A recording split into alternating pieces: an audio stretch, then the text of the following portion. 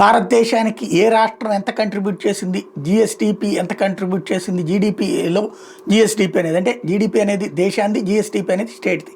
అట్లాగే జిఎస్టీ ద్వారా ఎంత కంట్రిబ్యూట్ చేసింది అన్నటువంటిది లెక్కలేస్తారు. అట్లాగే మౌలిక వస్తువుల కల్పనలో కావచ్చు, లేదంటే వ్యవసాయ ఉత్పత్తుల, పారిశ్రామిక ఉత్పత్తుల, మేధస్సు అంటే సేవా రంగంలోన ఏ దేశాలు ప్రపంచానికి ఎంత తమ కంట్రిబ్యూషన్ చేసినాయి అన్నటువంటి లెక్కలు కూడా తీస్తారు.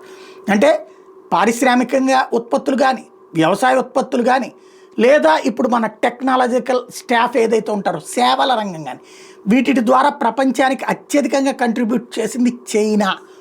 ఇది తాజాగా గ్లోబల్ ఎకనామిక్ గ్రోత్లో చైనా కంట్రిబ్యూషన్ 21.7% అంటే రెండవ అతిపెద్దది ఇండియా 14.5%. అమెరికా మూడవ స్థానంలో ఉంది 11.6%తో. Indonesia 3.5%, Russia 2.1%, Brazil 2%, Turkey 1.9%, Egypt 1.7%, Germany 1.7%, Japan 1.7%. ఇది మనం చెప్పట్లేదు, ఐఎంఎఫ్ బ్లూంబర్గ్ని ఉటంకించి చెప్తున్నటువంటి ఇండియన్ ఇన్ఫ్రా రిపోర్ట్ అనమాట.